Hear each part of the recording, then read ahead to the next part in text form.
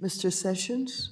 Madam Chairman, thank you very much. Mr. Ray, thank you very much for being here. I think each of our members have been sincere in saying thank you for your professionalism and adding this to your career of other restructuring that you have not only experience in, but bringing to bear. I've got several questions, and perhaps you can answer them, which would help me. At its best, largest point of investor exposure by an American investor, what amount of money do you think that was held in FTX? I'm not in a position really to give you individual numbers at this point. We do know with the U.S. There's hundreds of millions of dollars that were at stake, and of course on the .com, which is the international exchange, that's in the billions of dollars. There's one of the difficulties we have is that there's millions of accounts. Some of those accounts, could be by multiple users. So we're in the process of really analyzing how those accounts roll up to individual customers. Are you aware of the SEC at any point asking questions, coming to visit, providing paperwork about these hundreds of millions or billions of dollars that drew some attention from the SEC about this American investment, or what I would say exposure? I'm not, but you have to recognize that I, parachuted in on November 11th, so I have no history with the company whatsoever. So you do not know about any questions, interaction? Have you heard about whether there was an attempt to avoid any of this? Was any of it ever discussed by any of the people that you have gained information from?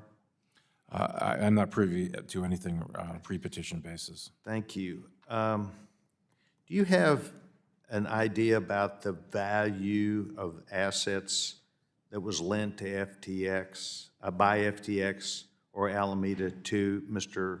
Bankman-Fried, the amount of money that they loaned him? Well, we know that the size of the loss, measured essentially, at this period of time is several billion dollars, but you have to remember that, asset values, fluctuate. So how much the assets are worth at the time that they may have been transferred to FTX.com may be a different number than the loss as of any particular date. We do, of course, know that we have several billion dollars of losses, and we know that there was billions of dollars lent out, billions of dollars of other investments, so that we essentially have a roadmap to figure that out.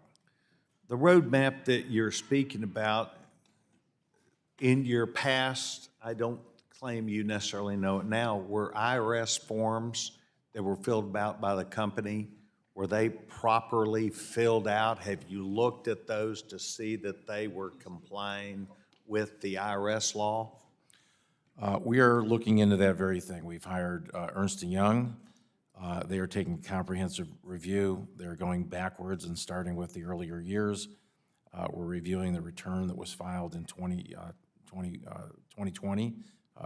2021, and of course they're looking at all the transactions within 2022. So that review is ongoing, and we certainly will look at that in detail. As an expert, I would consider you an expert in this arena. Would you think that it would be important that the SEC, and I don't know the law, but would have access to, as part of their any due diligence they were doing, to look at that IRS filing to determine perhaps whether someone was or was not following the law? Would that be part of a due diligence? Well, we certainly would make anything like that available to any of the regulatory agencies, whether it's the SEC or the IRS. We're fully cooperative to them. Anything that would aid in their investigation, it would be available to them. Do you think it would be pertinent for this committee to be able to receive that IRS information going back so that we would make a determination about whether proper utilization of oversight was being done? We certainly, we want to be cooperative with the committee as well, and we can certainly work with staff to address what you might need.